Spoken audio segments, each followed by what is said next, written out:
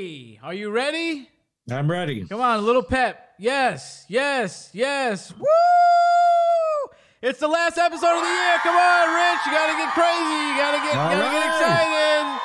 Come on. Woo! This is it.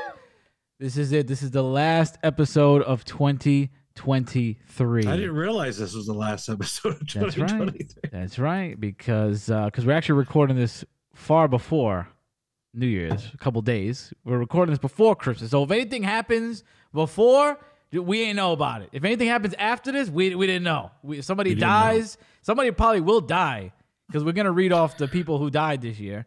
Somebody will probably kick the bucket on the 31st. We'll go, oh, shit, now we'll talk about it. We'll talk about it later. So we may leave out a couple things, not because we forgot, because we recorded this before tomorrow's Christmas Eve. So we're going to be talking about our highlights of the year. We're going to be talking about our lowlights of the year. I'm going to be breaking down my top 5 horror movies. Rich is going to be breaking down his top 5 movies of the year.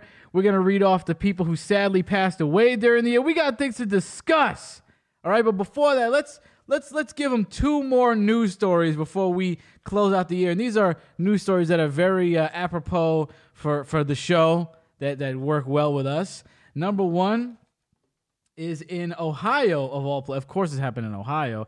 A man was getting his McDonald's meal, and inside of that McDonald's meal happened to be a crack pipe. Was in the bag, and he brought it back. He didn't even take the refund, from what I remember reading. He didn't even bother taking it, but he did call the police, or he called he called the police. They went in to do a health inspection. And the troubles did not end because they found they were doing construction in that McDonald's, and there was construction workers walking around like just willy-nilly. So dust was everywhere, they said. I mean, in the machines, there was something going on with the soda machines. No way. Dust all over the counters. It was insane. I mean, health violations all over the place, okay?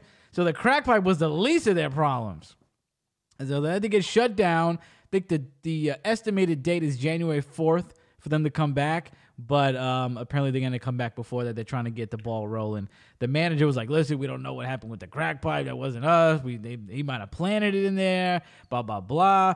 But it doesn't seem like they're really doing a good quality check if there's dust everywhere, so I wouldn't be surprised if the crack pipe did come from them. Who's going to put a crack pipe in a McDonald's bag and give it back? I mean, what is the goal there? Right. What is it's funny you should say that because just this last week, while I was at work, one of the employees, somebody mentioned Burger King, and this woman goes, "Oh, do you remember when the Schenectady police went to the Burger King? They just went to order some food, and this guy was selling drugs out of the drive-thru. And if you ordered things like in a certain order in a certain way, he would know you're ordering drugs. So the police rolled up, and they got their bags, and there was drugs inside. Oh no way! They just happened to get that order." They did just happen to, according to her. I never heard that, but I mean, why not? I believe it. I have no reason to doubt her. There was that old video of them interviewing a man from like this whatever neighborhood it was from, and they were like, they were selling McDonald's out of this. Obviously they were selling McDonald's out of the McDonald's. They were selling crack out of the McDonald's. Like it was a big story, and the guy was like, "Really? I had no clue they were even doing that. Like, are you serious?" And everybody was like, "This dude was definitely buying crack from that exact McDonald's." It was so obvious that the whole neighborhood knew, and everybody was just acting shocked. So this is very common, I guess. And when you were talking about this McDonald's, I don't know if I told you about this or not, but the Friendly that was in Mohawk Mall. No. So we used to have a mall. It's now called Mohawk Commons. They knocked down Mohawk Mall, and they built like a bunch of strip malls. Before we used to have a regular mall, and Friendly was in there. And as the mall approached its end, Friendly was the first business to give up. And when I say give up, I mean they gave up. Just like they're running, but everything's in disarray. The employees went to work in earnest. I mean, they would come to your table, wait on you like nothing was the problem. But I would say a third of the booths were just broken.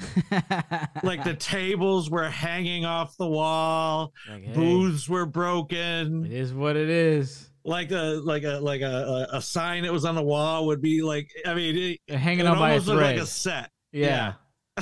Like the old Five Nights at Freddy's in the movie when they break in after all the stuff happened. That's wild. But I think this guy probably blew a lot of things out of proportion. I think that they were testing maybe some new McDonald's Happy Meal toys, and I think they were doing their drug line. You know, I think that'd be an interesting Happy Meal line to do. You give a heroin, you give a needle, you give like a mirror and like a credit card and a straw. Well, don't forget the glass bubble pipe. You get the bubble pipe. You get the nitrous cans. The ones of meth extraction. I figure, listen, like when we were kids, I don't know about now. We had the candy cigarettes, we had the guns, we had the knives. Mm-hmm. You know, let's get these kids prepared for what's about to happen for the realities of the world. We all used to take the Smarties and go, "Oh yeah, I'm taking ecstasy right now." When you're like 4 years old, didn't you do that? Yeah. Yeah. Come on. Yeah. Oh yeah. You know, you take some sugar, you take your Scarfish. Come on, let the kids have a good time. What's the drug now that's going around that makes just people lean? Oh, I mean, that could be anything. I mean, it's probably. Well, you see the pictures of them on the street. Yeah, they look like Halloween decorations. I don't know which one. Probably fentanyl. If I can imagine. I mean, or maybe some kind of benzo or something like that. Maybe something like that. Maybe some kind of pill. I don't know, but I've seen the same videos. Lean kit in the. Yeah, you could put the lean in the. It won't do anything, but just get them like a little purple thing to mix in their drink. It'll be like kind of a Grimace lean. I see nothing wrong with it. We all did it when we were kids. I think it'd be kind of fun, you know. Everybody, the food reviewers would love. Oh, I got the crack pipe. Hey, it's not a big deal. It's all right. Also, another thing that's not a big deal, okay? Another thing being blown out of proportion. So, in Iowa, it says, Iowa City man arrested for allegedly pleasuring himself at a come-and-go gas station. Come-and-go, K-U-M. No. So, the guy gets arrested for following directions now. He walks in, does what he's supposed to do, what the sign says. I mean, what is the world coming to? We're getting arrested for following directions, complying. And I'm tired of these companies being like washing their we don't know what's going on. Like what was it? Panera Bread. They're giving this freaking crack juice lemonade, and every time somebody dies, like, oh, we didn't, we don't have it next to the other drinks. Well, actually, you do have it next to the drink. Oh, well, we say that it has that much caffeine. Well, actually, it says it has as much caffeine as dark roast, and actually has like triple the amount. Well, we actually say it on the website. It's like, I'm tired of these companies. On the website. Yeah, I'm tired of these companies acting like they don't know what's going on. You can't name a place come and go and expect a motherfucker not to want to come and go. And he did, because he followed people around, which is kind of creepy. He should have been in the corner or something. And he went home, and the police followed him home. They showed him a video of himself, and they were like, this is you. He's like, oh, that's not me. That's not me. They took his clothes, and they brought the clothes in to make sure that, like, oh, is this the guy's clothes? They were like, all this whole rigmarole for what? For what? Name the place something better if you don't want people to do, Right. Really? Change the name. It's getting K-U-M? Were you trying to be cute? No. Is that the way they spelled it? Yes, K-U-M. And what do you expect the guy to do? What do you expect the guy to do? So those are really pretty much our news stories for the end of the year. Had to finish them off with a bang. We got like a little article at the end where we're going to talk about some snacks and some drinks that sadly had to be discontinued this year. Some RIPs on some snacks and drinks, but we'll read that later on. Let's get to our highlights and our lowlights of the year. 2023 was an eventful year, would you say? It was. You would agree? A lot of things have happened. I was thinking about it last night while I was preparing, and I thought I kind of imagined what would be on your list, at least one or two that may be high, maybe low. Some of them may be on both lists. I have one that was on both lists. It was a high, and it was a low. So let me get to mine. Maybe we should go back and forth. You want to go tit for tat? All right. Yeah. All right. So my first one was I started to gain some weight this year. I was very proud of it the other day. I put on my jeans, and I said, I can't wear these. I couldn't button it. I was like, this is a good feel. This is what I needed. My last time my dad saw me, he was like, bro, you're looking a little fucking skinny. He's like, you're looking a little frail, bro. So I took some time. I invested in some things, and I put a little bit of weight on, and I was very proud of myself. I was very happy about that. So that is my first thing. That was the tail end of the year. That was like right the last couple months. I gained a couple pounds, and I could tell you that I didn't want nothing significant, nothing incredible, but enough to where I noticed it and my mother noticed it. Same way my dad knows. She's like, oh, your face is looking a little round there, buddy. And I was like, yeah, that's what I'm talking about. So that's my first one. What do you got? Well, this is gonna probably at first sound silly to people. This show silly? No, never. But it's not. I finally did a major cleaning of my room. That's important. That is important. And I would try to straighten it up, but I was so weighed down by so many things of the past. And not that I was hoarding them, because some people go, oh, you sound like a hoarder. It was just this stuff accumulated, with church. I mean, I still have my books from seminary. Everybody always has good intentions. Oh, yeah, I'm going to go back to that book and I'm going to look at it. You never do. You never do. And then there were some things tucked away in the closet. I have these doors above the closet that there was stuff up there that I just forgot about. Right. And I did a major purge. And I just say that when I go in, I feel like I have my own space that I enjoy. And I haven't felt that way in a very long time. Feel like a weight is lifted. Feel a little more free, a little more space to move around. That's a good feeling. I've done that a few times, and it always feels great. I literally just did that, too. I got rid of, like, machines, stuff that I had, like old electronics, garbage bags full of stuff that I never threw out. Not garbage, but it's just like, clothes or something like that. Mm-hmm. So I just did that, too. It's very, very important. You got to clean up before the new year. Yeah. You don't want to bring it in like a slob. You got to clean up, people. All right? Before we catch you on hoarders. My second highlight of the year was, and I thought this was last year. I had to look back because we just did so many episodes this year, was getting my old high school math teacher on the show. It was such a fun experience because... That was this year? Yeah, it was this year, right before we went to Myrtle Beach. Wow. It had to be February, so it was right at the beginning. I think it was February. Going from me, like, not liking that guy at all in high school. Because he was my math teacher. Like, nothing personal. I was just like, oh my God, like, I hate my math teacher. It makes me do math. Mm-hmm. By the time I graduated, I eventually was cool with him. But, and then being able to just sit down and talk with him and have him express to you guys that this was not a joke, that I'm horrible at math. I did no work at all. And now you heard it from the horse's mouth. And he's such a funny guy. He's such a cool guy. I got a lot of respect for the guy. He's doing way more than me, totally blind, jumping out of planes, doing this, doing that, stuff I would never do. So, he's a great guy, and it was awesome having him on the show. It was a lot of fun. I think it was a good show, and that is episode 124. If you want to go back and check it out. You're next. All right. Well, this one is kind of a low and a high. Okay. Well, just talk about the high first, and then we'll get to the low when we do the lows. Okay. I left the AME church. That's right. I knew this was coming. I mean, it really took a lot for me to say I wanted to leave, and that I actually did it. I felt good about it, that I really did a lot of thinking, praying, contemplating on the decision. It was probably the toughest decision I ever made in my life, but I made the decision. So that was a high. Right. And you're still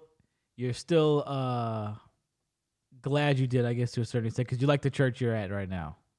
I do. Yeah. So you don't regret There's a lot of things I miss about the AME church. Right. worship style and the people. Right. But everything else I gladly left behind. Beautiful. And I guess we'll talk about, you want to add the lows, or you going to move on from there? No, we'll move on from that. Okay. Well, my next one I thought was also last year, but this was, I guess, at the beginning of this year. And it was that after 4 years, or 3 years, I guess, of living up here, I finally found a duck. I finally found duck to roast in my house.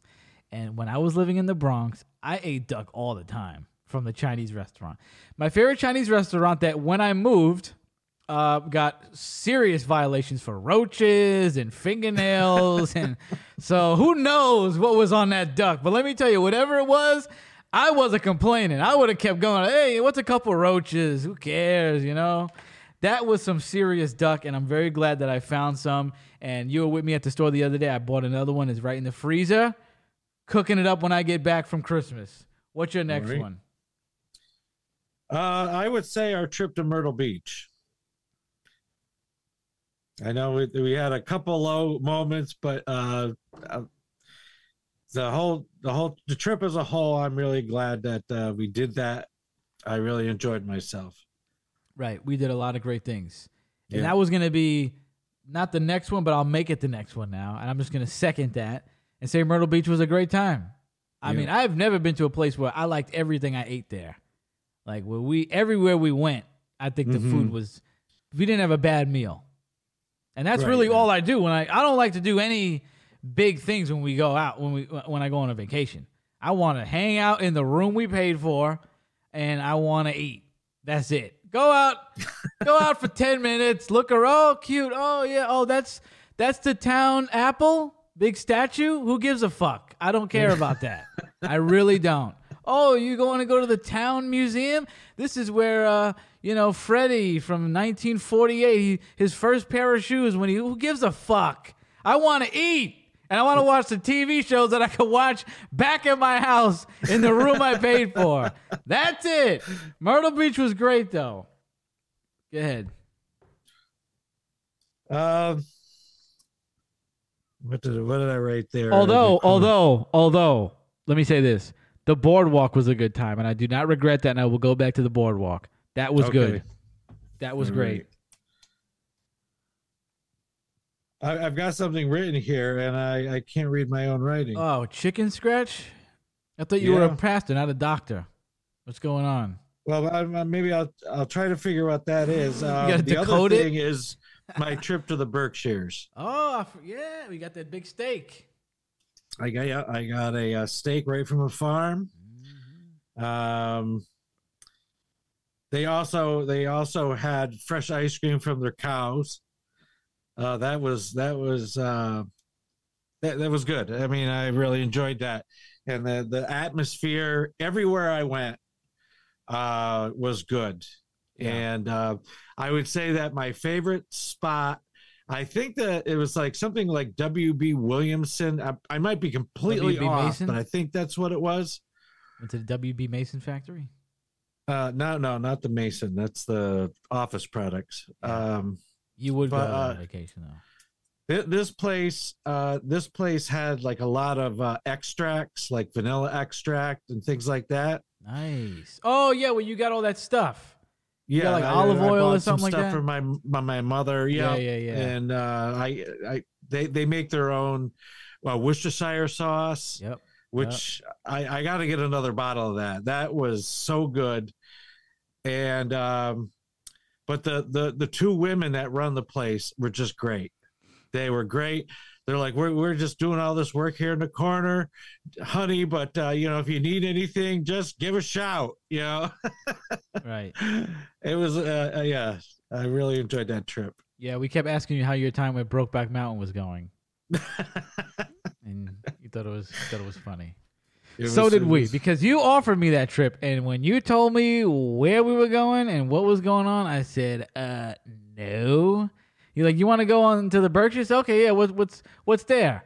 I start looking at like what is in the Berkshires. Oh, here's a trail at a park. Here's a museum. Here's another trail. Here's another museum. I was like, is this hell? Is this what you're bringing me? Like a place? This is like the opposite vacation I want to have.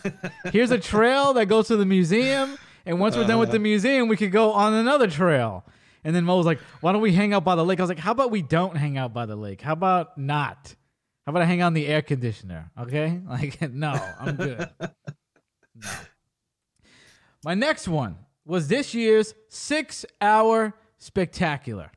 Probably my favorite time of the year every year. Besides Halloween, obviously, and Christmas, I always love getting ready for the 6-hour spectacular. We get ready about 4 months before, so it's about time, pretty much. And I think this was one of the best, if not the best one we've done. I'm sure a lot of people will disagree, but to me, I think it was the best one. And maybe because I didn't have freaking COVID during this one, and I wasn't in total mental shambles like the first one. So I think this one might have been better because I was in better shape going into it. And we had the Death Tender Challenge, which was probably our scariest challenge we've ever done, to even just to witness, just to be in the room for, because and cooking the aftermath. You got to see it. I wish I got to see that. You got to see Mo at the gift shop screaming to get into the bathroom. But I thought it was great. Probably my favorite one yet. So go back and check that one out if you haven't heard it. What do you got? So I figured out what I couldn't read. It's when we went to the amusement park. Yeah, that was fun. And I can't remember the name of the lake. No, I don't remember Central it either. New York. Yeah. Near Verona. Yeah. That wasn't too long ago.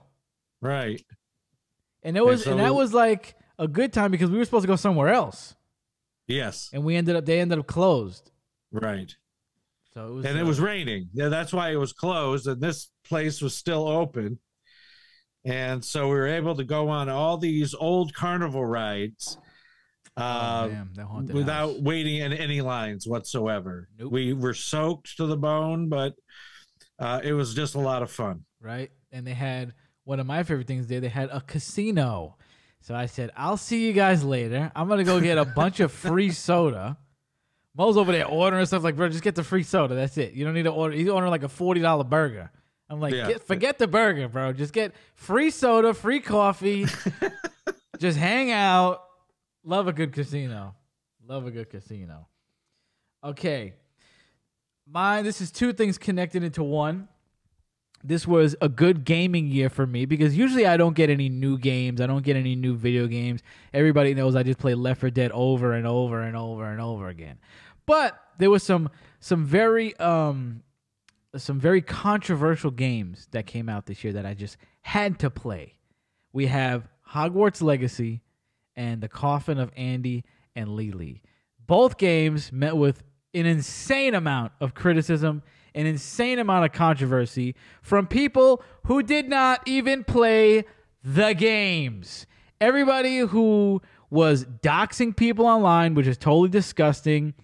I can't believe people are doxing people over games now. This is what the world's coming to. And these are the people that are putting themselves on the moral pedestal, by the way. The people that are criticizing the people buying these games because of whatever content the games have or whatever the creators' views are, they're the ones releasing people's addresses and hurting people in real life. So let's just get that straight, okay? And these games were both absolute bangers, and anybody who played these games, everybody loved it. Had an overwhelming positive review on each game, okay? And anybody who doesn't like these games can lick my ass. Great games. Next.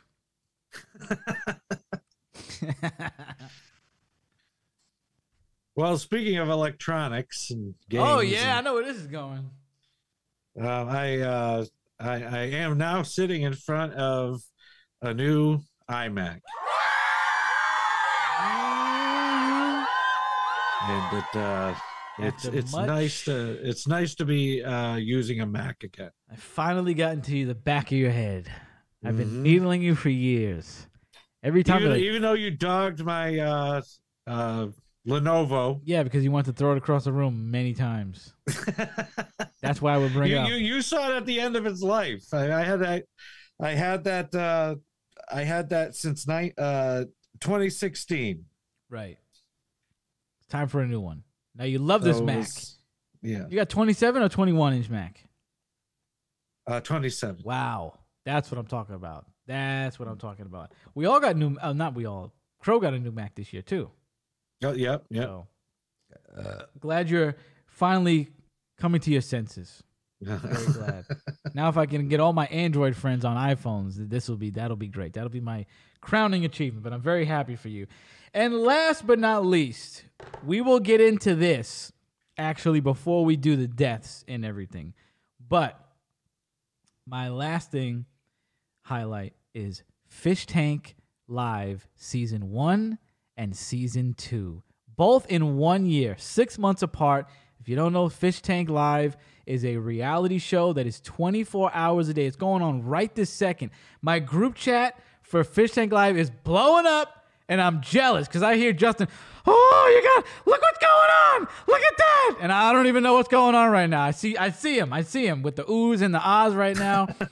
24-hour live stream where they put a bunch of people in the house and just torture them. There are they do nice stuff for them too, though. They're gonna have a nice Christmas show for the next 2 episodes. It's 6 weeks of pretty much torment, though. Where they put these people in the house, they make them do challenges. They have speakers on the ceilings in every single room where you have text-to-speech, and the chat can write in and say either heinous things or very nice things to them, and a lot of it is very bad things. They have like noises that you can pay for to come through. We'll probably get into more of those, but there's like a mass shooting one, which sounds like a mass shooting is going on. One where there's like a long, prolonged breakup where a woman's crying for 5 minutes.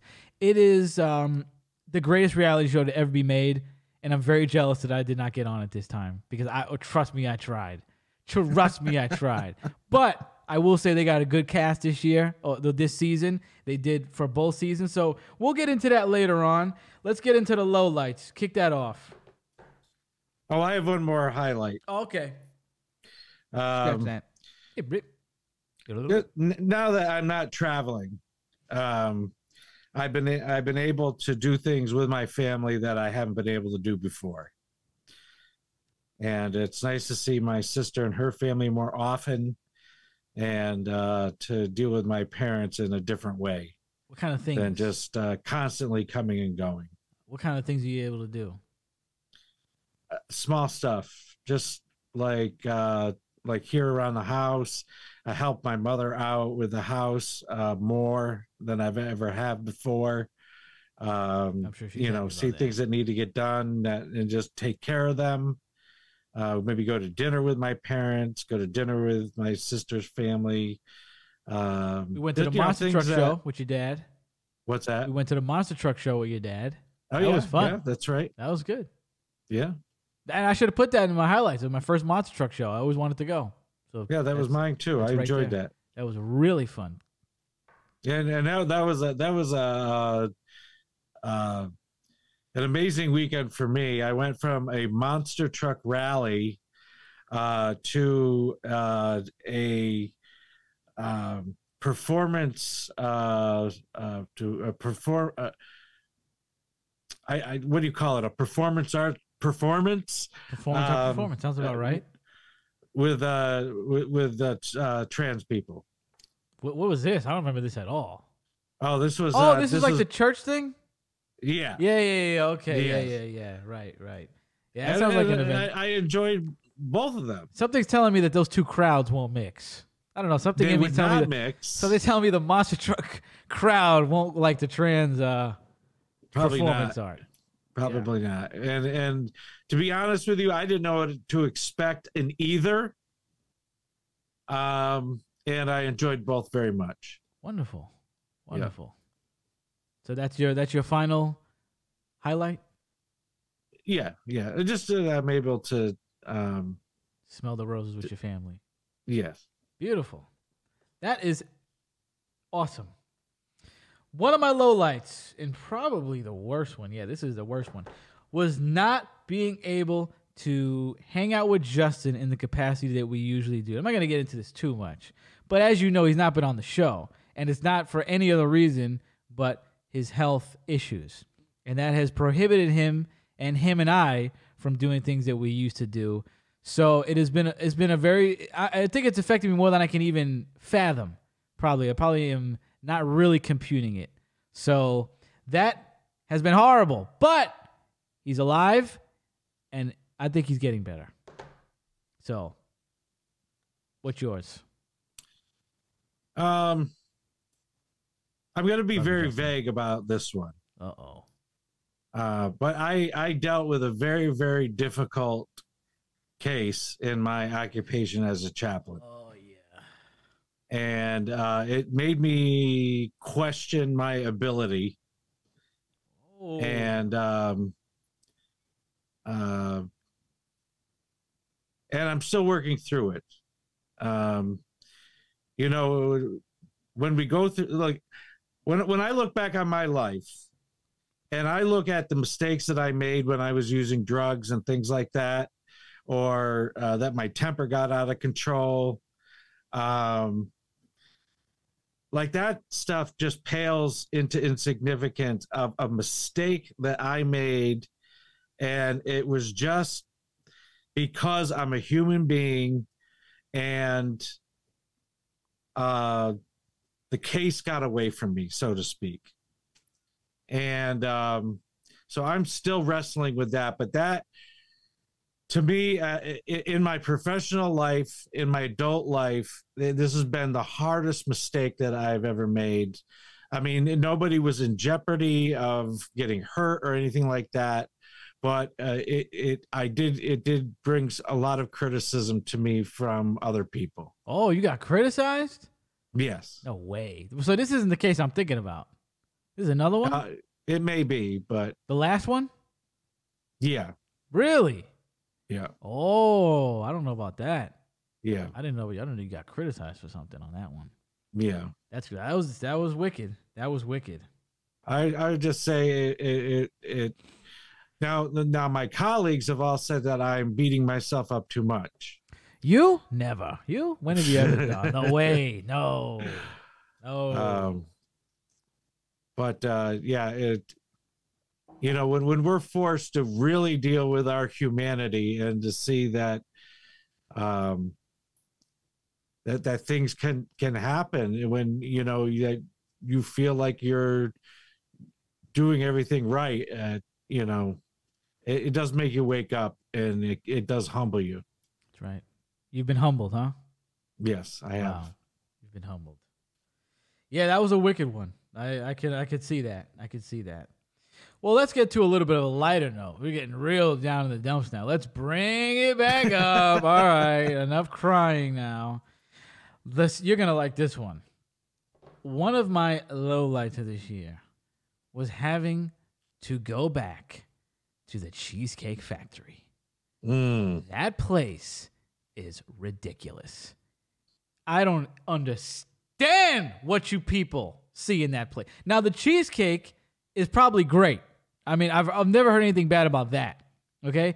And that is the only like whenever I'm like, "Oh, the Cheesecake Factory sucks. The portions lame, the prices high, the food whatever, pretty good." Everybody goes, "But the cheesecake is fantastic." It's like, "Okay, but you can't go anywhere else?"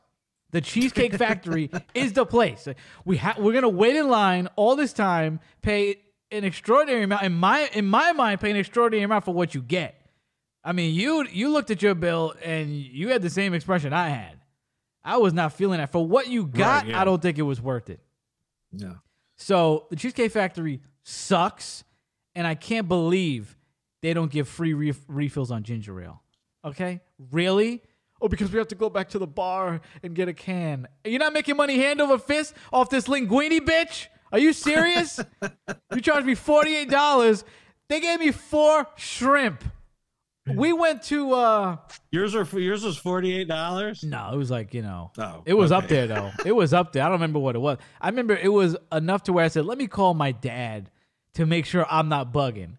And I called him. I don't remember what it was anymore, but I said, "This was you. I did it right in the car." He said, "Whoa, what?" And then I showed him the portion. He was like, "No way." No, it sucked. It was like it was insane. I lost my train of thought, but yeah, the place sucks. I don't know what people see in it. So And that whole day was just whack. I was like going through something that day, and the only joy I got was riding those animal things. I rode them like 40 times. I just kept swiping my card. She's like, "It's gonna be $15." Like, just take it. I just want to ride the zebra. Just want to ride it around. That was fun. So you were riding it in the concourse of the mall. Just me and all the other kids. I was like swiping them out of the way, cutting them off. It was great. That was great. You got anything else? Well, leaving the AME church. There you go. Finding out that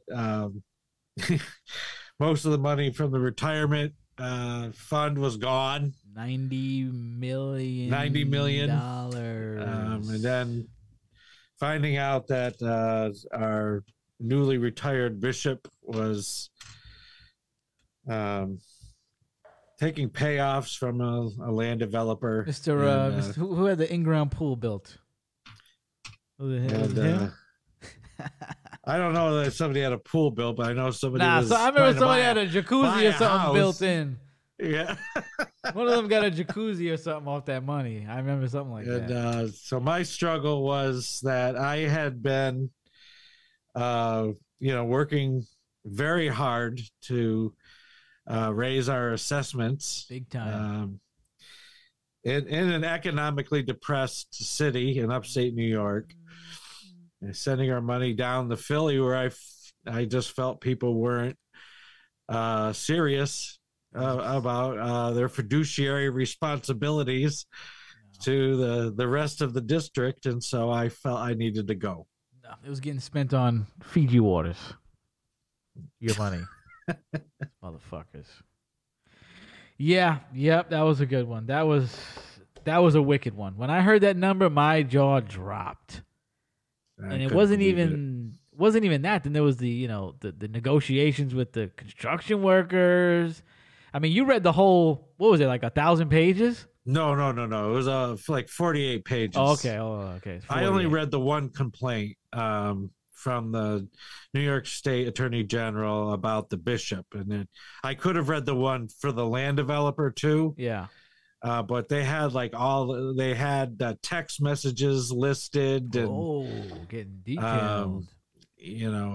This one presiding elder that he's always came off as somebody who challenged power. I always kind of thought he was on the right side of things, and then when I found out what he was really like from these text messages, and then when I started talking to other people, they're like, "Yeah, I knew that about him."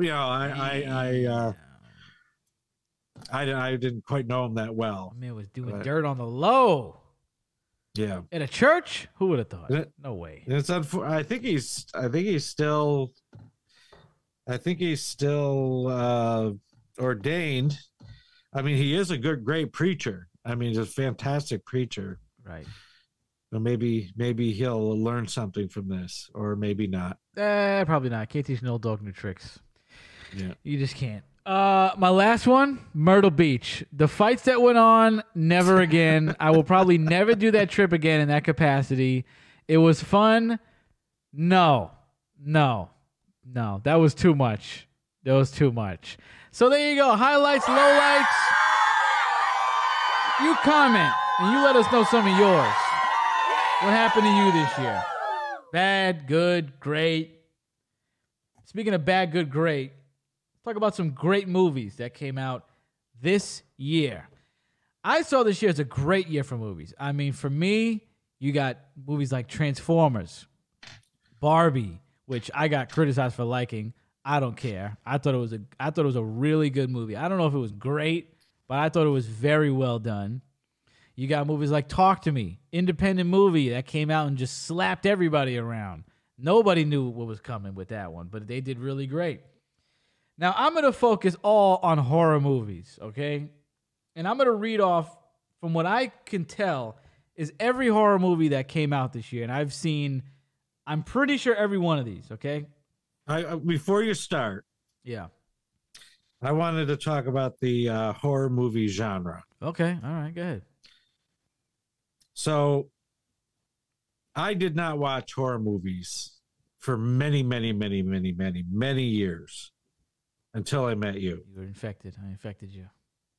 And so my top 5 are pretty much horror movies. Whoa! Wow. All right. Well, let's see the list of where this, what we could pick from. Starting off, that came out on my birthday. I was very happy because it also came out on. Oh no, it didn't come out on the cock. It came out on the cock later, so I didn't see it on that. But Megan came out top of the year. Then you got Talk to Me, a lot of people's favorite. It's a Wonderful Knife came out. It's a Christmas movie that came out last month. I saw that. I enjoyed that. Totally Killer, very much enjoyed that, and I think you got to see that one, Pastor. Boogeyman 2023. Not from the original series that was out when I was a kid with Boogeyman 1, 2, 3. It's a whole different thing. The Pope's Exorcist, which I went into thinking was going to be lame, walked out really liking it. Had a lot of fun. The Nun 2, obviously a good movie. Was it the best? No. But it was still pretty good. It was a fun movie that I would probably never see again. Doesn't need to be seen again. Cobweb, really enjoyed that. The Exorcist Believer, highly anticipated. We'll see if it makes the list. Winnie the Pooh, Blood and Honey, a movie that was did not do well critically, but is getting a sequel. And the one thing I don't know if I like necessarily is they're going to change the costumes in the sequel, and I think I like the ones they have now, but we'll see what they come up with for the next one. It Lives Inside. Let me tell you what lived inside of me when I watched that. Absolute boredom. I fell asleep many times. And I was excited for that movie. So you know it's not going to make top 5. Let's just be real. Okay? I was excited for that movie. I couldn't wait for it to come out. And I could not stay awake. Boring. There's hair in the jar, whispering. I don't know. They're breaking into the house. The hair kills people. I don't even know how it ended. I couldn't even finish it. Like, whoa. Five Nights at Freddy's. Everybody knows I was highly anticipating that. Saw X, a movie I didn't think I would like, but I ended up loving. Evil Dead Rise. Whatever. Some good scenes. Not really that great. Insidious: The Red Door. One of the biggest disappointments of the year. Elevator Game. That movie. Just don't even get me started again. Just don't listen to the episode where I talked about. I was so looking forward to that movie. Bomb. Knock at the Cabin. Pretty decent movie, but in my opinion, the acting is what made it. And Batista did a great job in Pastor. I think you should watch that. Scream 6. Very, very well done in my opinion. Oh yeah, I forgot about that one. And A Creature Was Stirring. Well, I'll tell you what was stirring in me. Boredom. And also confusion. That movie confused me. That movie I think everybody should watch and come up to your own conclusion. But whoa, was that a freaking train wreck, in my opinion. I was like, it was just parts where I was like, what? How? Who? What? How? What? A lot of potential, though. A lot of potential. The story has potential. Execution. Thou. So, who made the top 5? Now, let me preface this by saying, if you go back and listen to my original reviews of these movies, right? Let's say something's in number 2, but I rank number 3 higher in my original review. I don't know what to tell you. What I'm really basing these off of, and this may not make any sense to anybody, okay, is I could see if a movie's objectively well done and I could really like it in that moment, and I could say I might want to see it again, and it was really well done, like Talk to Me. But there's a factor in me that is rewatchability. So even though it may not be the best movie I've ever seen, and it may not be the most well executed, it may be a movie that I just had a lot of fun with and I want to see it over and over again. Like I could see, I really enjoyed The Nun walking out of it, but I don't think I'll ever want to see it again. Like in the moment we're like, oh, that's crazy. Oh my God. I don't want to see that shit again. Like the freaking eyes, like come on, it was ridiculous. So that's going to come into play. If you hear me say something, then you go, hey, but you rated that a 5 and it's at number 2 now. I don't know what to tell you. Rewatchability. Coming at number 5. All right, we're going from least to best. Scream 6. Scream 4. They really let me down. I mean, I think it was all right. But I think they really redeemed themselves with Scream 6. That is one of the movies that I have watched probably 3 times this year. I know that it came out right before we went to Myrtle Beach. Watched it the night before. Then we watched it in the hotel room the next day. We all watched it together, right? And then I think I watched it one more time after that. I watched half of it again last night. I had a really good time with that movie. I think they really redeemed themselves. I did not like the cast in 4, but I ended up liking the cast in 5. It was brutal. It was violent. The story was good. The killers were good. It is definitely making the list. Sadly to say, though, Scream 7 probably ain't coming out. If it does, it's going to be a total flop because the main actresses aren't in it anymore. The 2 women aren't in it. And I don't know if it was a producer or I just read that somebody integral to the process also has stepped away because he said it was a nightmare project. So if you do see it, the chances of it being as good as Scream 6 are probably not high. So there you go. Scream 5 at number 5. I mean, Scream 6, sorry, number 5. And I think I accidentally said Scream 4 sucked. I didn't mean that. I meant Scream 5 sucked. Let me clarify. Scream 4 was actually my favorite Scream movie ever. The next one, and this is where it got tricky. This is where it got sticky because the next 2, 6 and 7, I mean 6 and 7, 4 and 5, because it's actually listed different in my notes app because they wouldn't let me go 5 to 4. I mean 5 to 1 for some reason. So number 4 and number 3 were a toss up, but I'm gonna go with number 4 being Thanksgiving. I thought I would like that movie, but I ended up really liking that movie. The intro, the beginning with the chaos and the Black Friday, what do you call it? What do you call that? Like a riot? The Black Friday riot was awesome. The kills, the stampede, the kills were awesome. The girl getting her scalp ripped out, chick getting turned into a turkey. If you ain't seen it, whatever. You gotta. I'm kind of spoiling it now. It's been out for a while. Kills were great. Story was better than I expected. I thought it was a great movie. Nothing more to be said than that. I think I covered it all right there. And the killer was good. I like the killer's costume. So coming in at number 4 is Thanksgiving. Now where I had to get it tossed up because 1 and 2 were already cemented. I didn't know if I was gonna put this here, but Five Nights at Freddy's is coming in at number 3. That's a movie that I've watched. I mean, this is the crazy part because 2 and 1 I didn't watch this much. I saw Five Nights at Freddy's 5 times already, pretty much, in the week it came out. I loved that movie. It had its issues, but I think they did an amazing job with that movie. It could have been scarier. I think that's where the 2 movies that are going to come after this really nailed it, was that it was scarier and it made you feel something. This movie was fun, but it wasn't like scary. The animatronics weren't scary. They were just, we're going to kill you. Okay, now we're friendly. There's kids living inside of us.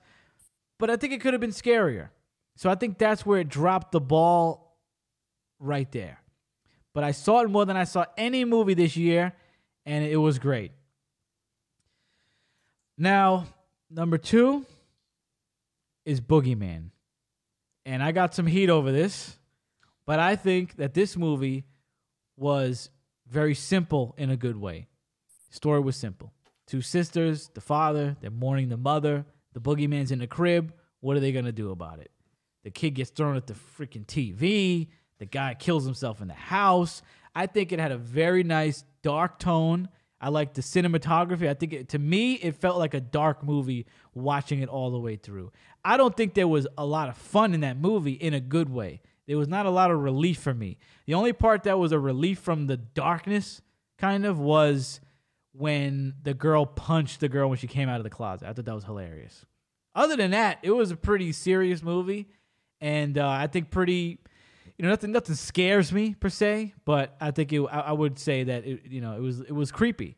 You saw the boogeyman in the background. You saw him under the bed with the light. I think it was a 5 out of 5 movie, and I do not regret putting it at number 2. Number 1 is obvious. Talk to Me. What a banger. Only seen it once. I'll probably see it a few more times in my life. It's not that I need to really relive and rewatch because it just stuck with you. I remember that movie like it was yesterday.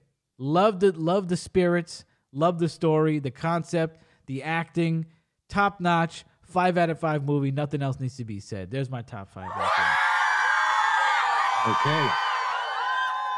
Well, coming in at number 5 for me is Five Nights at Freddy's. Wow, made the list. You made the list, and the number reason 5. why it's 5 is the same reason that you listed, is it could have been scarier. Yeah. But I really did enjoy it. I knew nothing about the movie at all. I wasn't highly anticipating it. But you told me a little bit about it, and I just like the movie. Yeah. I like the story. Yellow Rabbit. He's coming. The Yellow Rabbit. He's coming out. See, and it was good that you didn't know, because we all knew what that was about to be.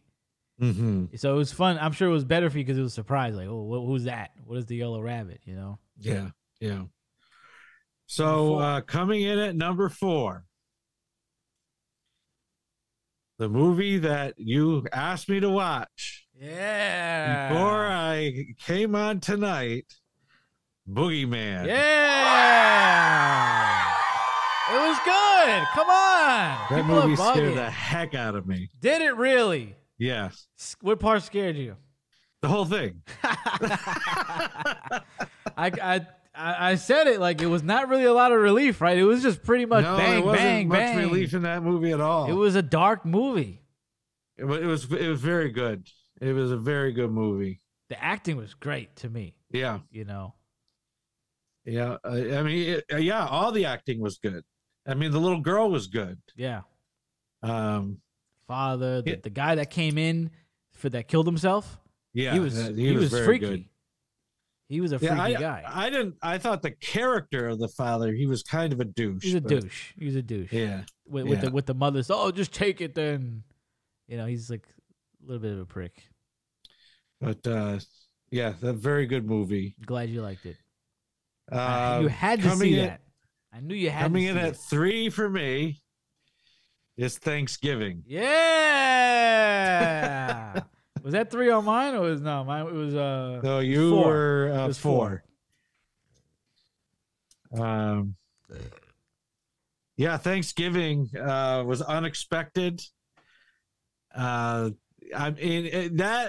that movie's credit, it had you guessing the whole movie. Yeah. Like, it's got to be that one. No, it's got to be that one. No, and then you go back to that one. I didn't even guess. I'm bad at those things, so maybe it was some people knew. It was like one of those unconscious guessing. Oh, I think that, I just heard him say that, so I think it's going to be him. Yeah. I didn't get it. I didn't get it till the end. I never suspected that guy. I didn't. That's the one guy I didn't suspect. And it's always the guy you don't suspect. It's always that guy, Patrick McDreamy. That's what they did. Their quote unquote clues had me guessing in the wrong direction. Right. Because they wanted you to think it was this guy or that guy, and it was just basically teetering with you. I didn't think about anything else. Mm-hmm. I was like, I didn't even think about maybe it's one of the girls, maybe it's one of these guys. It was good.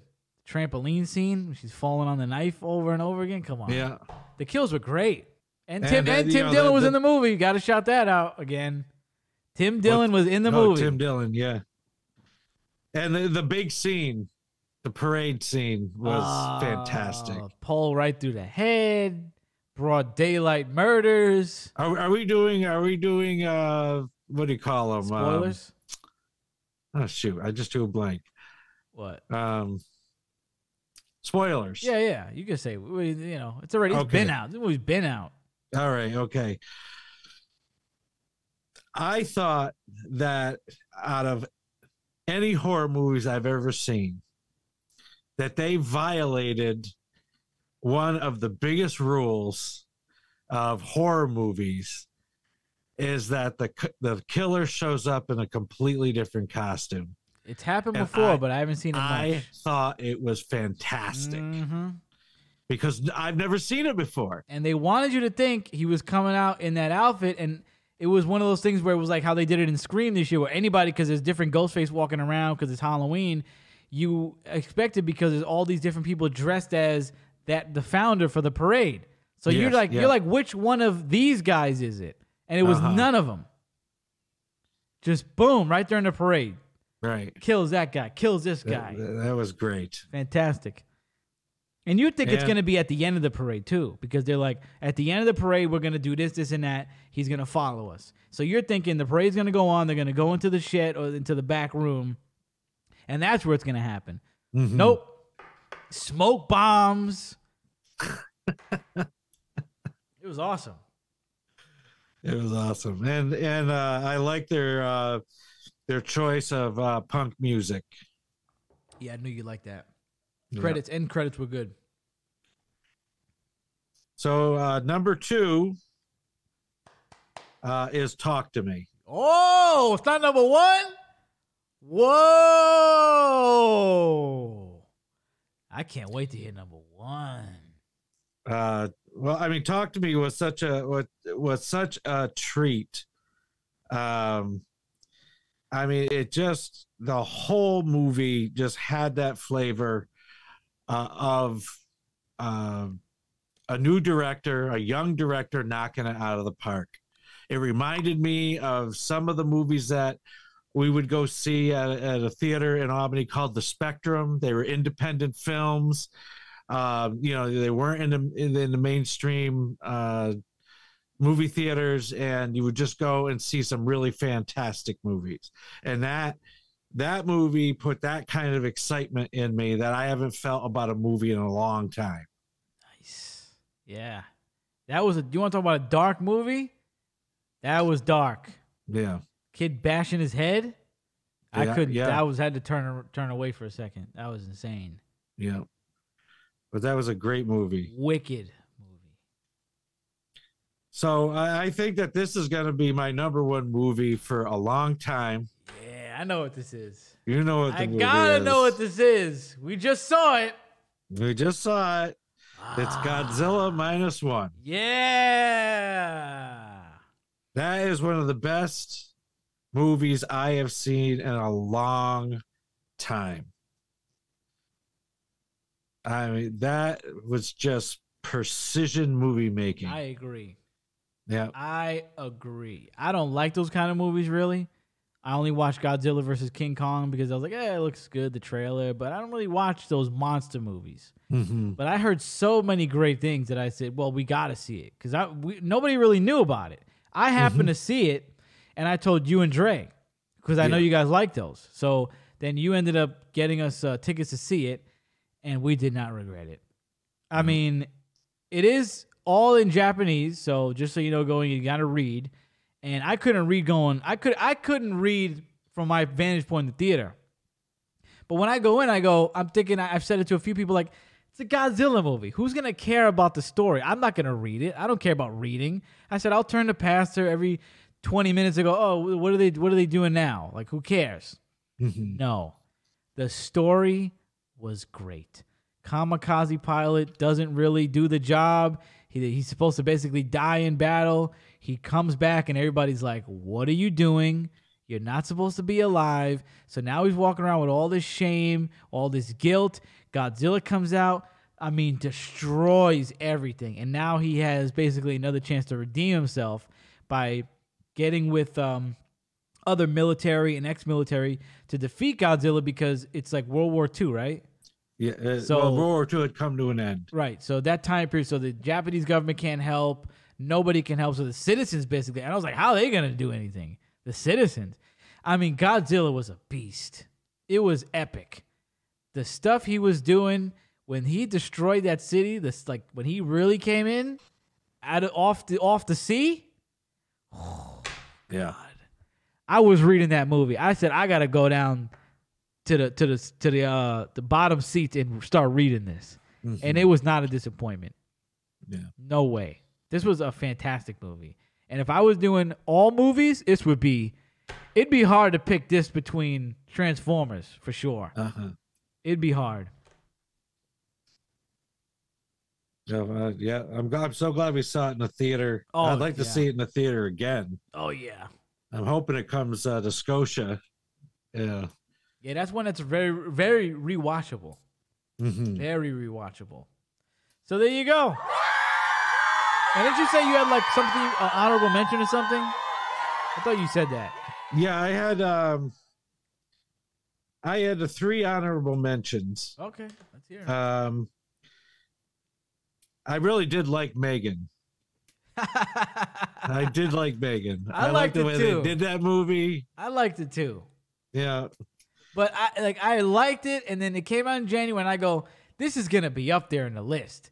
And then this came out, and that came out. It just kept going down. But I really enjoyed it too. So it was, for those who haven't seen it, it was about artificial robot, intelligence. what would you call it?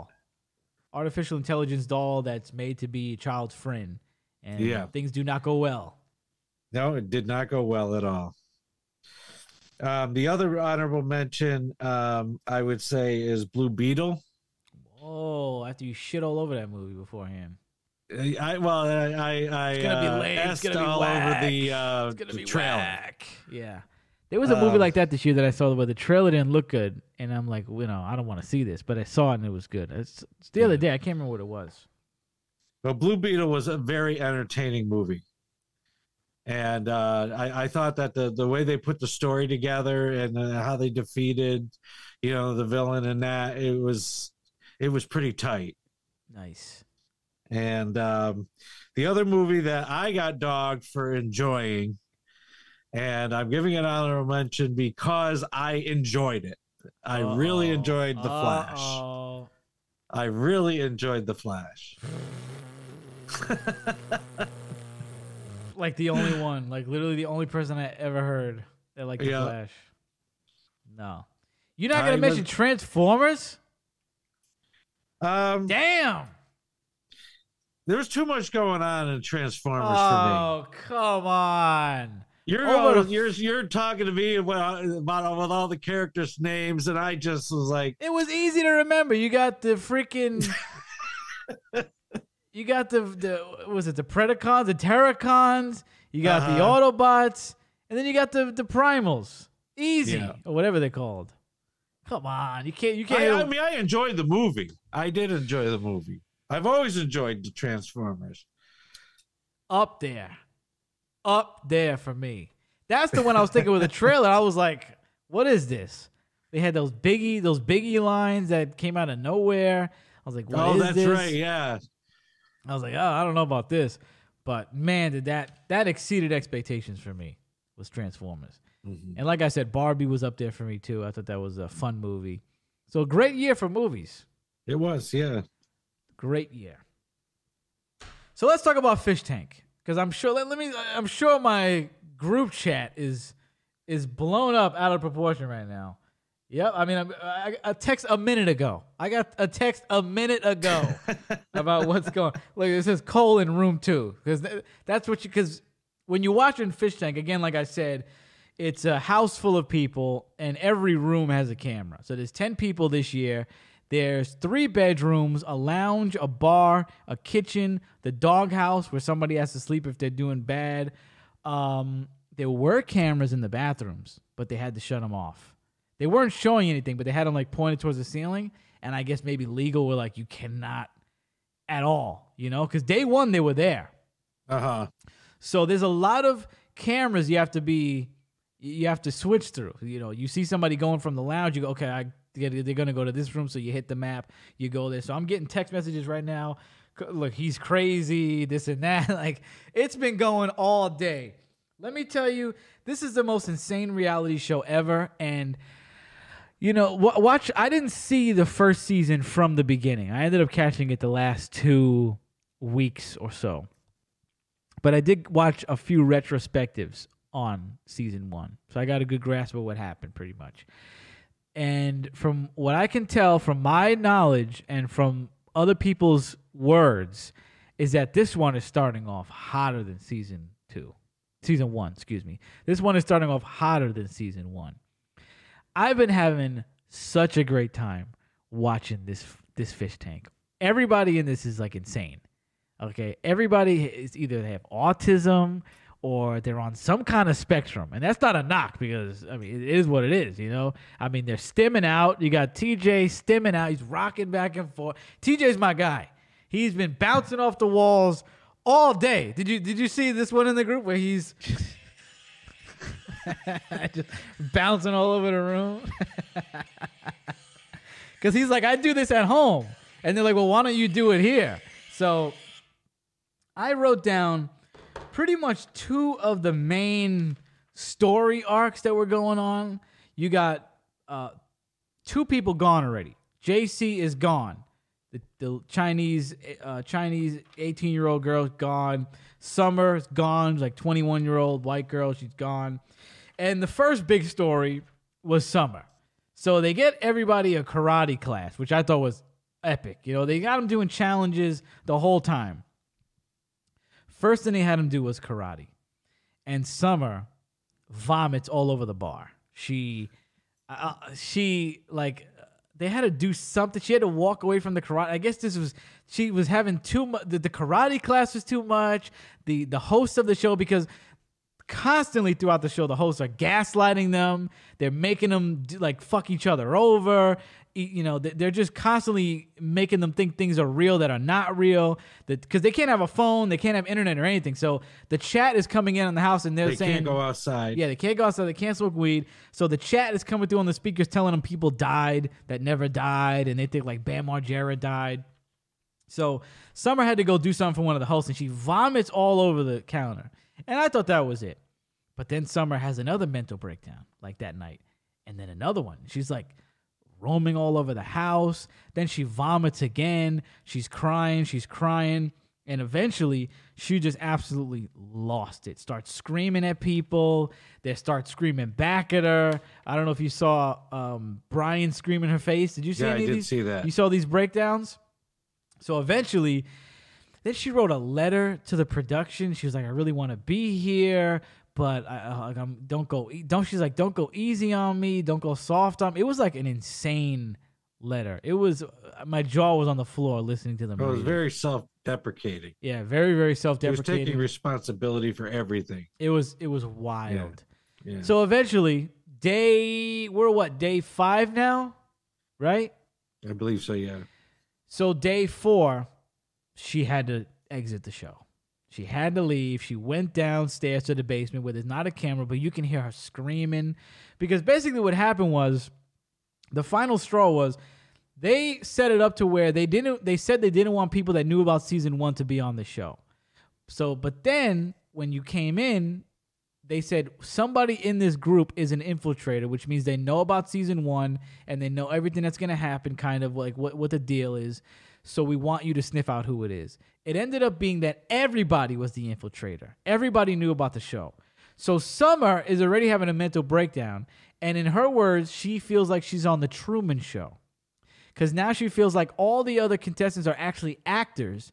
She's the only contestant, so she wants to win the game. And they're like, no, that's not how it's going to work.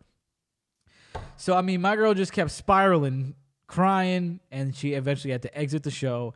And what it looks like is, now that she got a hold of social media, she is bugging out in the street. She's talking about she's homeless. She wants to commit suicide. It's very sad. It's very, I don't know if all of it is real, all the stuff, but I mean, she was looking bad. Did you see her exit speech? It was a lot of I don't think so. She just looked unhinged, and I don't mean that in a disrespectful way. You know, she just looked, and everybody in the house is unhinged, to be real. Everybody. I mean, you got Jimmy. Guy don't fucking stop. From AM to AM, he's talking. I fell asleep with the show on, and I hear him in my dream. And I wake up, and I just turn it off because the guy can't stop. Then you had the story arc with JC. This was a good one because the producers pulled her aside, and they said, we don't know if your heart's really in it, so now we're going to make you a spy. So you have to steal people's chips, which equate to points in the game. You got to steal people's chips. You got to basically backstab a few people, do a couple things so if we see if you're really about it. She ended up passing with flying colors, but not really because everybody in the house knew what she was doing. So everybody was collecting stories about JC, walking around, stealing people's stuff, acting shady. And it was like 1 o'clock in the morning when stuff usually goes down now on the show. And I sent you this clip, Pastor, where they went to her door like animals, bro. We know you're the fucking spy, you Chinese honeypot. And then Jimmy's over here having a schizophrenic moment saying that she's not only a spy for the show, but a Chinese spy, like CCP spy for the government. And she's like infiltrating America, like totally losing his mind. Calling her a Gaijin honeypot, saying that she bows down to Xi Jinping, she's disrespecting Taiwan. I mean, it was actually uncalled for, in my opinion. Well, yeah, we view this a little differently. Okay. When I went back and I watched it myself, the whole thing, I think that you're giving Jimmy some latitude, and I give him none. I didn't really give him any. Okay, all right. I said think he was completely out of line. It was disrespectful, and I think he should be gone. Well, that's not to scream and to bear down at a woman who's 18 years old, a third of his size. I thought he was. I can't stand him. He's calling her a bitch. You fucking bitch. He's lost my respect. I can't wait, and if he wins, I'm gonna be really mad. He's not winning. We already know. We'll get to that, but he's not winning. I want to know who you think is gonna win. But I think he should be gone now. Well, that's not gonna happen because they didn't let go of Airsoft Fatty when he spit in Letty's face, which I thought was way too far too. That was insane. I thought he should have been kicked off right there. So they eventually did a thing where they told everybody that JC was the spy, but only because they made her do it. And their thought process was, well, anybody would do it for us if they were asked to do so. So it should pretty much absolve you. And they went and they made they gave everybody some extra points, and they said, listen, we made her do it. Any of you would have done it in their position. And a few of the people showed leniency, which is, I think, the correct thing. And Taylor and Megan did not. They were like, oh, you still did it with a smile on you. I mean, they're still holding it against this girl. It's a game. At the end of the day, this is all a big game, and I feel like they were taking it way too personal. I thought it was disrespectful. I mean, she's way younger than them. Not way younger, but, some of them she's way younger 18 years old. Yeah, she's significantly younger. Some of them are 26. Some of them are pushing 30. And they're holding it against this girl, crucifying her over a little game, So the way you don't like Jimmy, I like Taylor until she kept holding it against JC. Okay. And then JC showed the most class of anybody when she bowed out of the game yesterday. So yesterday we lost Summer and JC because JC said, I'm not here for the money. I was only here for the experience. She basically said, all y'all are broke. So I'm going to leave so you guys get a chance at the money. Because I thought she had a shot of getting far. After she did that spy thing, I was like, yeah, and it was a shame because nobody really had a feeling about her until then when she started showing personality and now people like her. So she bowed out of the game, gave all her chips away to everybody, totally made everybody had egg on their face. People were apologizing, and rightfully so. I thought it was totally out of line. Totally uncalled for, but man, what a show this has been so far. You got Detective Cole. He put a hole in the wall because the chat told him there was a mystery in the wall. They got the guy looking for mysteries all over the house. There's no mystery in there. He's just totally lost. Cole has totally lost his mind. I did see that. That was great. It's something going on almost 24/7. I mean, the second I look away, I get a text. Yo! Look at room 4. I go and I'm like, oh my God, what is going? Now the new thing before I left was this is why I'm also not a big fan of Taylor now. Somebody stole her belt, and in order to get to her belt, they had to move her panties out of the way, and she's making the biggest deal about people touching her panties. Nobody stole them. I mean, they stole JT's shirts. They stole everybody else's coins, which her coins got stolen too. I mean, I don't think this is a big deal at all. And she's crying about it. She's crying about her panties getting moved. Nobody did anything that insane. And now this is the bigger problem to me, is that you're already exposed for knowing about the show. So you know what happened in the other in the other season that people got mustard thrown on them, people got spit in their face, people got their stuff thrown in the toilet. So you go on this show not thinking the same thing's gonna happen to you. I put my freaking name in that hat as many times as I could get into that show, knowing damn well what could happen. Yeah. Getting ready to do it and get it ready for it to be done. You know what I mean? You don't go in that house, essentially hell house, not expecting it to be hell. You know they're going to talk shit to you. They're going to say the worst things they can. People are going to do horrible things to you. It's part of the game. It's part of the house. So why are you crying about your panties being moved? I think, to be fair, or to be honest, I should say, this may be a little bit of a weaker bunch. Because everybody's crying, and it's not even a week yet. Uh-huh. You know what I mean? And these are people that know about the show. And you're already losing your mind. Shinji is the man. My man is not cracked. My man is a constant source of classic entertainment. TJ was great. He got drunk the other night, and he threw up all over the counter, and they were... Which is your favorite thing. I love vomit. I love vomiting. It's the greatest thing ever. I love it. I mean, you can hear his vomit. Like, let me see if I think I have the clip here of him. Because what they did was they all got in trouble for something, and TJ was hammered, and they said TJ's not exempt, even though he didn't even do anything. So we're gonna prop him up and put him in a corner, like in timeout. And they brought him all the way downstairs to put him in timeout. And this is what happened.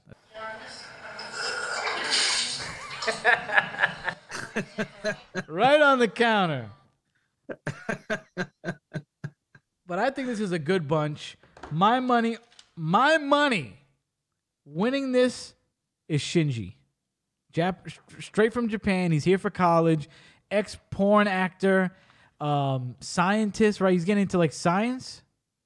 He's doing maybe you didn't see. He's getting into like he's trying to make porn like meta. He's trying to make Matrix porn. Everybody loves him.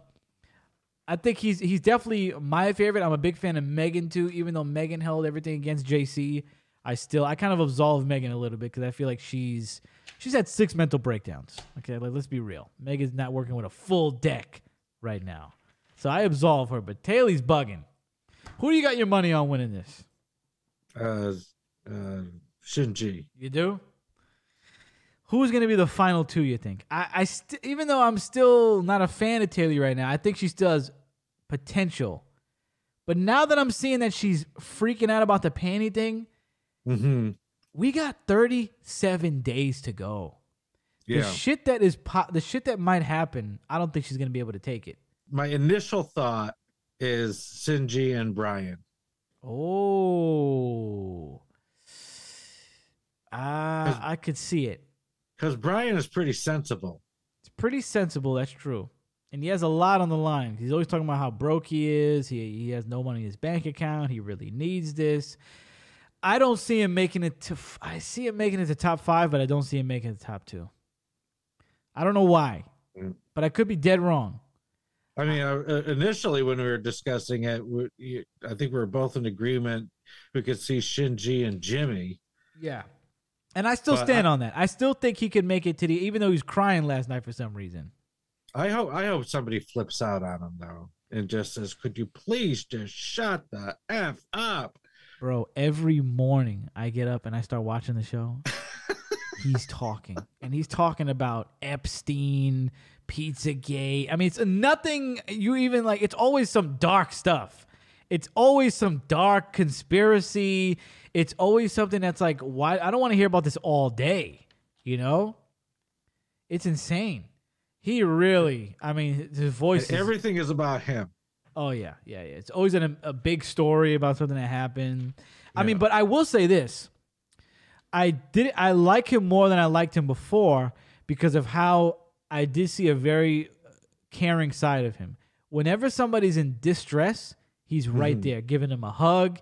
He's right there. When TJ was messed up, he was putting ice on his head. He put a blanket on him. When he was just giving Megan a hug yesterday. So even though he's annoying, I don't think he's a bad guy. And so he's compassionate when he's not causing the strife. Yeah. But to be fair, I don't think when he's caused screaming that one. That was bad. JC, That was who's bad. That half was his bad. size. Yeah, that was really bad. I forgot about that for a second. Yeah, that was horrible. I mean, it was good TV, but you put two seconds of thought into it, and you're like, A, it's a game. B, JC's like a girl, you know? She's like the youngest one here. She was told that it just didn't make sense for him to go that crazy. But the guy got Asperger's or something, right? Maybe, yeah. I mean, he's got something going on. Asperger's or autism. I mean, you know, but my two right now, TJ, Shinji, my favorites. They don't cause any mischief. They're just out having a good time.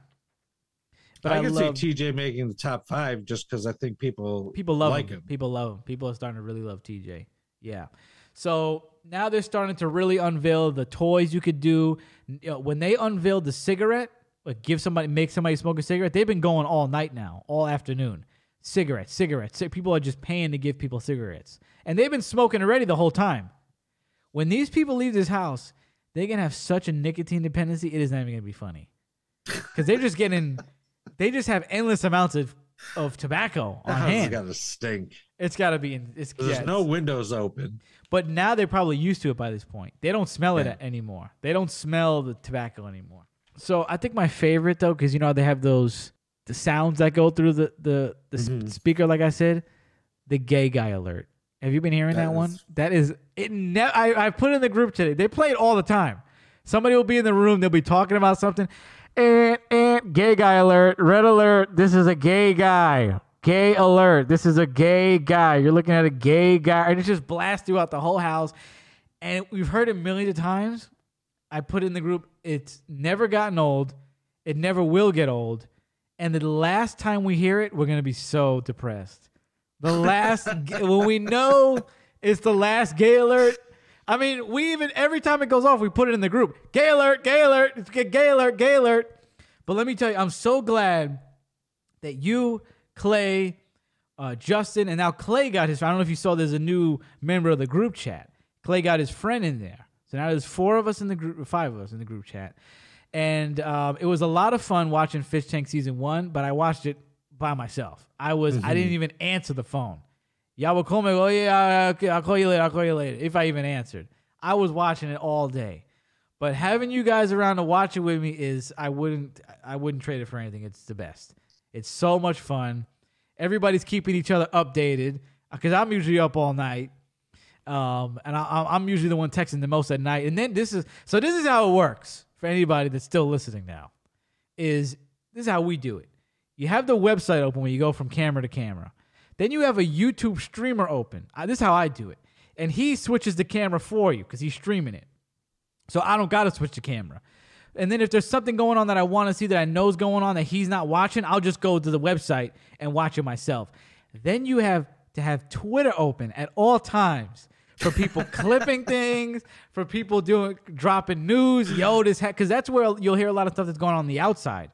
Like, oh, we found this person's Twitter, we found this person's Instagram, and they said this is going on. So, and I got the best call I ever got yesterday when you called me and you told me what? Because I'm coming over for Christmas, and what did you show me? What did you show me? I showed you the command center. Have a flat screen connected to a computer, so you can see Fishtank on the big screen, and then I've got the iMac, and I think I got one more laptop down here. So we could have a camera for every room. Yeah, we just got to mute. We just keep unmuting and muting everything. Yeah, I already said that's my dream. If this show goes on and on, we're gonna have wives and kids, and twice a year they're gonna be like, oh God, here it comes. Here it comes. I mean, I can't talk to anybody without talking about Fishtank. My parents, I'm like, oh, you want to know what just happened? JC, she left. They're like, who cares? What is that? What is that? I don't even know who that is. There's a scoop on Fishtank season 2 so far. We got another 37 days. Now, by the time you hear this, so much probably would have happened already. By the time you hear this is the tip of the iceberg. this is going to come out days later, so who knows what's going to happen. But we will be at the command center at all times. Let us know if you're watching the show. And all right.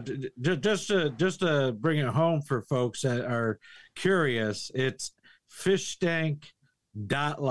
That's how you watch it. Fishtank.live.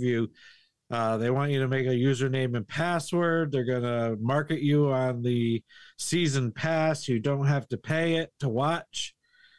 And just figure out the cameras. There is an auto button on the right side of the screen up toward the top. You can click on that, and the producers will switch the cameras. But a lot of times they leave it on stuff that I don't care about. But yeah. Let's sadly get to the deaths of 2023. I'll move to these pretty quickly because we talked about every one of these on certain episodes. So just to give them a final shout out here, we got at the top of the year, which I hated very much, we got Gangsta Boo from the 3-6 Mafia.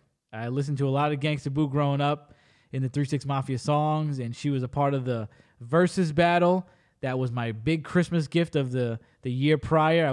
Love that. That was such a fun time, and it was so sad to see that basically a month later she passed away. So R.I.P. And we got somebody I didn't know about, really. I just saw this headline, and this is Victoria Lee, who was an MMA fighter. And what got me is that she was only 18 years old, and she had a whole career ahead of her, a whole life ahead of her. And apparently, I didn't know how she died until yesterday. She apparently died by suicide. Very, very sad. Another very sad one, professional wrestler Jay Briscoe got into an accident with his two daughters. They're about 12, 13 maybe. They survived. I think they got broken backs, but sadly, their father did not. Jay Briscoe was a pillar, I would say, in the independent wrestling community. He's been around for a long time. I've met the guy one time, him and his brother. I've watched them wrestle twice in person, watched them wrestle many times online. He seemed like a great guy, great performer, very, very sad. Not only that we'll miss him, but obviously his family. Jerry Springer, what the hell's that about? Like, come on. Who wanted to see that? That was just Justin's guy. I know if anybody took that one hard, it's Justin, because there was a period of time where every morning I call him, I'm watching Jerry, and then I go to Maury, and then we got Jerry again, like 2 hours. And he loved it. He loved the Jerry show. I remember when they put him all on like a certain app, he was just running through them like crazy. A legend, Jerry Springer. We got Paul Rubin. I was never a big Pee Wee fan, but this is sad to see because I know a lot of people were. And you had some nice, kind words to say about him on that show that we talked about him on. So, very sad. Sinead O'Connor. Somebody I didn't really listen to a bunch, but obviously the hits I heard, very sad to see her go. I think you had some very nice words for her, too, because you knew more about her than me. Yeah. Angus Cloud, very sadly passed away. I think before, it might have been 26. Big star on Euphoria, which I was a fan of the show, more of a fan of season 2 than anything. And I don't know if it's ever even coming back now. One of the producers passed away after him. I don't have the name, though. Very sad to see because another one with a life and a career ahead of him, sadly, I believe, overdosed by accident. So I don't think it was suicide. One from my childhood, Terry Funk. Guy wrestled into his 60s, diving off of ladders. I showed Pastor one of his matches. He was already 60 years old, getting hit with fire and barbed wire. I dressed up as him for Halloween. That was a bad one. That one really sucked to see Terry Funk go. Another one that really sucked, this was not a good year for wrestling because Wyndham Rotunda, Bray Wyatt, passed away. I already expressed that when I was having a very bad time.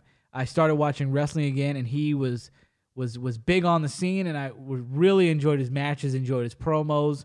One of his matches against The Shield is one of my favorite matches of all time. I watch it every single year, maybe more than once a year. Very sad to see him go. 2 kids, a wife. Everybody's relatively young. Very sad. Bob Barker. Not young at all. And a lot of people were like, we thought this happened already. You know? Yeah, like, I thought he had died. Everybody went, is this an old post? Very sad to see still, though. Very sad. Shout out to Bob Barker, man. A pillar on daytime television, would you say? Yeah. Matthew Perry, another pillar of sitcoms, you know, Big dog on the sitcoms with Friends. Everybody loves it. A lot of people love it. A lot of people loved him. Very sad to see him go. Relatively young as well, right? 50? Mm-hmm. Yeah. 50 something? Yeah, a little younger than me. This one at the tail end of the year, pretty much. Maybe like a month or two ago, right? It was a surprise. Now, I wrote this one down, but I don't know if you want to say this one. You had a death. I don't know if you wanted to shout this one out and express this one. What's that? You had a death in the family. Oh, my uncle died today. That's right. So I wrote that down. I don't know if you wanted to. You're free to say. You're free to say whatever you want. Just a stand-up guy, did everything right. Was married to his wife up until the end. His wife is a wonderful woman. Raised 2 kids. Was active in the community. Was on the school board for many years. Took seriously to fight some of the conservative Christians that were trying to affect curriculum at the school district that he worked. And what else can I say? I mean, he was a great sense of humor. Definitely didn't fall far from the tree of his parents, especially my grandmother, who was somebody that always had dignity with whatever she did. And he's going to be missed. It's really hard to believe, because I was saying to my aunt, and I guess some other people have said it to them, I mean, they were the 2 of the most fit people I knew. They ate right, they exercised, they climbed mountains, and it just none of us expected that at the age of 74 that he would be gone. But he's a great man. Right. And if I may say, you told me how he went, and I said, listen, if I'm going to go out, that sounds like a good way. He wasn't too young. He was up there. He had the morphine kicking in, and he had his wife by his side, Not even a joke. Yeah. That's how I feel about it. I mean, there's a lot of ways you could go. Mm-hmm. That's up there, in my opinion. In your 70s, drugged up, your wife's at the side, you ain't feeling much. It's if I had to pick, I would seriously consider that way, So shout out to Uncle Bob, man. Shout out to Uncle Bob. And I am grateful that, my relatives had a lot of sense and made the right decisions. Right. At the end. Because you've seen the opposite in your line of work. Yep, I see it the opposite a lot. Uncle Bob, you will be missed, and everybody on this list, you will be missed, and anybody else that passed away in 2023 we didn't name, rest in peace. Rest in peace. Unless you were a piece of shit, then we don't care. We got to keep the same energy in life. I mean, come on. What's with this people go, oh, you talk shit about somebody when they're alive, and then when they die, you go, oh, they were, I don't want to say anything. If they're a piece of shit, they're a piece of shit. What are you going to say? What are you going to say? You know what I mean? Did you ever hear that quote from Betty Davis? No. So, Joan Crawford and Betty Davis hated each other. Mm-hmm. And their hatred for each other was pretty well known. Mm-hmm. And I forgot what Betty Davis was on, some kind of talk show, and I asked her about Joan Crawford, and Betty Davis said something like, well, they say you're supposed to say something good about the dead. So Joan Crawford's dead, good. That's a great one. All right, let's wrap it up with that article. We talked about people that passed away. Let's talk about some products, some snacks and drinks that didn't make it to 2024 per CNN. It's an article from CNN. All right. Let's see what we got cooking up here. Okay. What was buried? The title is From Pastina Pasta to Sierra Mist. Here are 8 foods and drinks we lost in 2023. All right. You might have indulged in some of the final bites and just start with number your... one. Just start with number one. You don't got to read that. Okay. Just read the list. Right. Yes. They like to drag those. I always hate reading articles because they'll do everything but talk about what they're talking about. You know. Okay. Well, I think they're in alphabetical order. That's fine. Yeah, it doesn't matter. Just let's just start reading them. It's all right. So the first one is AHA seltzer water. Okay. Coca-Cola's attempt to make LaCroix competitor fizzled out less than 3 years after its debut. I never even heard of it. AHA, a lineup of flavored seltzer waters, some with a splash of caffeine, rolled out in 2020 amid the pandemic and never gained traction with customers. Do we need to know more? That sounds about it to me. What's the next one? All right. We didn't even know it existed. I never even saw it. I didn't even know this existed. It was called AHA because when you saw it, you went, "Oh, AHA! I didn't know it was even here." Wow. Anchor Steam Beer. Never heard of that either.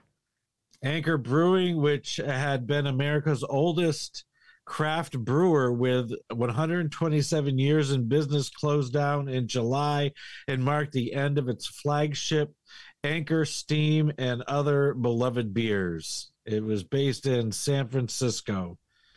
Oh yeah, everything works over there. It's such a everything. Let's see what they blame the closure on a combination of challenging economic factors and declining sales since 2016. Nobody People were liked just it. Sick of your product. Nobody liked it. We don't need to start with the filibustering and the runaround. It sucked. All right. It was an anchor because they called it anchor because it sank. The sales sank right to the bottom. Yeah, like an anchor. Sank to the bottom. Goodbye. So the next one was a Dunkachino. I heard about this. This I do know about. I don't know if I ever had it, though. The Dunkachino, which was one Dunkin's most recognizable drink, was quietly eliminated in March from the chain's menus, ending a more than a 2-decade run for the drink that mixed together coffee and hot chocolate. Yeah, I never got to try it.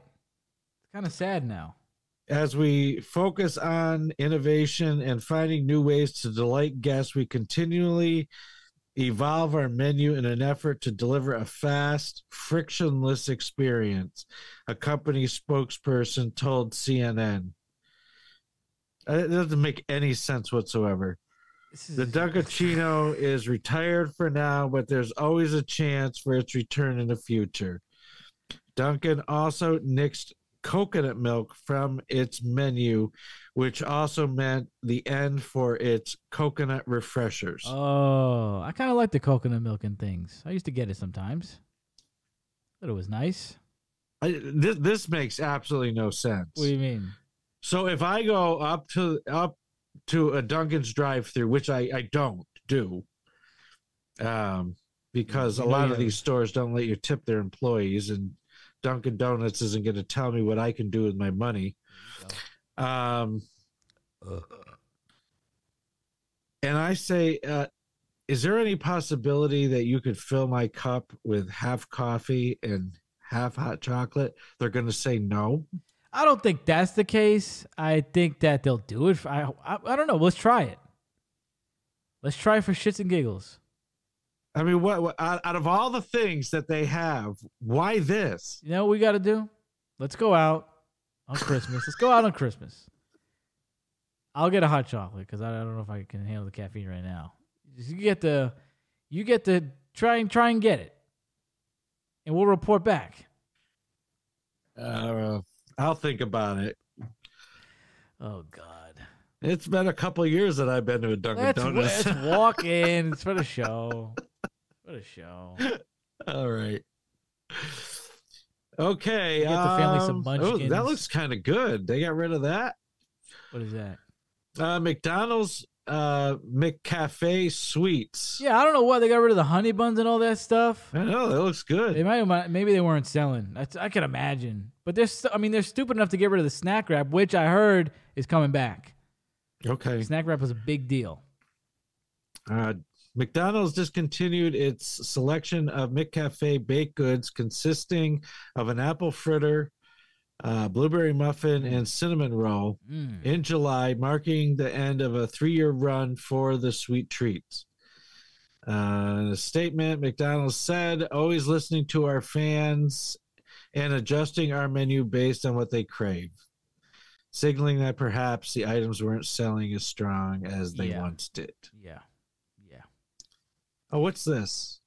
McDonald's hasn't given up on sweet treats. After all, it still sells its iconic apple pie because it's testing a partnership with Krispy Kreme. Yeah, they've been doing that. Yeah. Okay. And sells its new treats at Cosmic's spinoff. Yeah, they've been doing that. We got to go to Cosmic's when it comes out, when it comes around here, which who knows what that's going to be. Who knows? Forever. What the heck is Ronzoni doing? I saw that and I thought about you. The next one's kind of crazy. What are they doing that for? I saw the next one. So it was a rough start of the year for Italian grandmothers. Ronzoni announced it was axing the pastina. And just explain what kind of pasta that is for the audience. Star shape, right? Yeah. Okay, star shaped pasta. Those are the ones my dad used in soup a lot. Yeah, you need them for soup. We hear you and generally greatly appreciate your love for Ronzoni Pastina, the company said on Instagram. After extensive efforts, we regretfully announced that Ronzoni Pastina is being discontinued. Uh-oh. This wasn't a decision we wanted to make. They're going to get bombed by a bunch of Italians. Ronzoni attributed the decision to a long-term supplier that announced it would no longer be able to make pastina. Bullshit. So what? So Ronzoni wasn't making it. Guess not. Supply. They don't make their own stuff. A lot of depressed Italians out there. They better watch. Whoever's the chain of command better watch their back. Yeah. Higher ups. A lot of angry Italians coming after you now. All right. So the next one is raspberry rally cookies. The Girl Scouts discontinued Raspberry Rally, a popular cookie that sparked a frenzy online just a year after its debut. While Raspberry Rally was extremely popular last year, we are taking a pause this season to prioritize supplying our classic varieties. I never had a Raspberry Rally, but I think I would like to try that. It sounds good. I never even heard it. I want to try that. I guess I can. Girl Scouts introduced the rallies last year as a sister cookie to the iconic Thin Mints. I wonder if I can find them on eBay right now. Probably. Let's see. Maybe we can get some so we can try it before they go out. Raspberry Rally cookies. Commence. Okay, so the next one is... shit. $75 for 5 boxes. Wow. What the hell? $50. Okay, here's one. Raspberry Rally Girl Scouts, $25, free shipping. You want to do that one? You want to go half on a box? Sure. All right, I'll get it. We'll go half on a box. That's all right. That's good. So in January, PepsiCo nixed Sierra Mist, the lemon lime flavored soda that's been around for 24 years, in favor of a new and younger drink to compete against its rival Sprite. Its replacement is Starry, a new lemon lime soda that gives people a choice in an area that has been dominated by one brand for years. Starry has a higher citrus flavors that are true to fruit and more aromatic compared to Sierra Mist. I don't like any of that stuff. Why don't they just say Sierra brand new Sierra Mist? Yeah, I guess because, well, you're going to want to change the name, start fresh. The label of Starry Looks just like screams to me, don't drink this. It looks lame, right? It looks like a dollar store soda. That's what I thought it was. It looks lame. I have no interest in trying it. Lame. So the last one. Okay. And boy, does that look unappetizing. I know what this is. Wendy's grilled chicken sandwich. One of Wendy's healthiest options, the grilled chicken sandwich, was kicked out of the coop. In March, the chain overhauled its poultry offerings with a new grilled chicken ranch wrap to its menu in place of the traditional sandwich. Of course, other chains like Chick-fil-A, Whataburger, and even Panera still sell grilled chicken sandwiches for those needing their cutlet fix. Never had a Wendy's chicken sandwich, never will. And I guess never will now. No, never will. I had no desire at all. So there you go. Most of those look like they need to be off the market anyway. Yeah. We will be the judge on the raspberry rallies, I'm sure. We'll see if we can get our hands on those. It looks like we can for now, unless somebody swoops in and buys them before we do. Mm-hmm. I don't know about that pasta. A lot of angry people. That seems insane. I don't get that at all. I don't see I really it. don't. I don't see it. But you know what I do see? I see the end of the show coming rapidly. So let's just wrap this up. We hope that you enjoyed yourselves.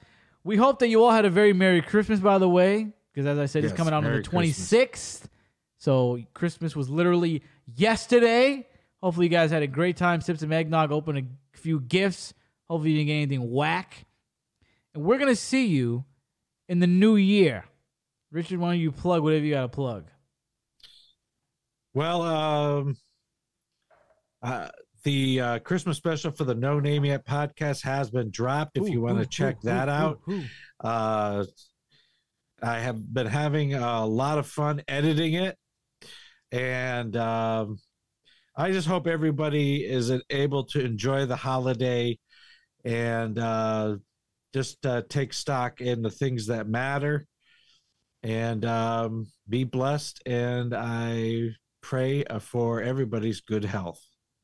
Beautiful. Couldn't have said it better myself. Listen, peace and love. See you in 2024.